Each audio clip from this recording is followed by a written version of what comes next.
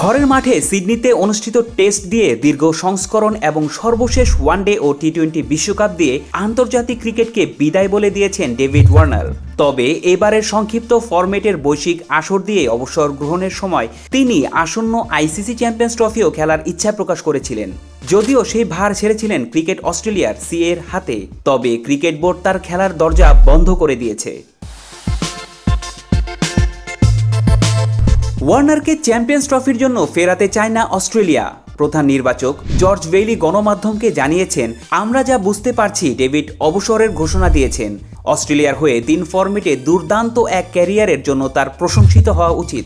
তবে আমাদের পরিকল্পনায় পাকিস্তান সে থাকছে না। পাকিস্তানের মাটিতে আগামী বছরের ফেব্রুয়ারিতে ওয়ানডে ফরম্যাটের চ্যাম্পিয়ন্স ট্রফির আসর বসবে। বেইলি আরও বলেন, ওয়ার্নারের দারুণ একটি ক্যারিয়ার আছে। সে যে লিগ্যাসিটি রেখে গেছে, তাতে করে আমরা তা বহন করে এগিয়ে যেতে চাইলে আরও ক্রিকেটার গড়ে উঠবে। তবে দল যেভাবে এই ট্রানজিশন সময়ের মধ্যে দিয়ে এগোচ্ছে, তাতে সামনে রোমাঞ্চকর দিন অপেক্ষা করছে আমাদের জন্য। একই সঙ্গে সাবেক অজি অধিনায়কের কাছে মিচেল স্টার্ক ও গ্লেন ম্যাক্সওয়েলের মতো অভিজ্ঞদের ভবিষ্যৎ নিয়ে জানতে চাওয়া হয়। জবাবে বেইলি জানিয়েছেন, পরের টি-20 বিশ্বকাপ 2026 সালে আমার মনে হয় তখন স্কোয়াডে এখনের চেয়ে আরও বেশি পরিবর্তন আসবে।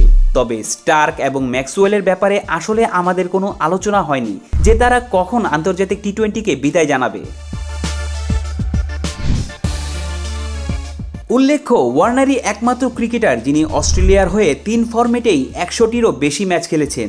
সব মিলিয়ে আন্তর্জাতিক ক্যারিয়ারে 18,995 রান করে দেশটির ক্রিকেট ইতিহাসের দ্বিতীয় সফলতম ব্যাটসম্যান ওয়ার্নার। তার সামনে আছে কেবল কিংবদন্তি অধিনায়ক রিকি পন্টিং, তার রান 27,368। সেঞ্চুরিতে ওয়ার্নারের 49টির উপরে আছেন কেবল পন্টিং 70টি।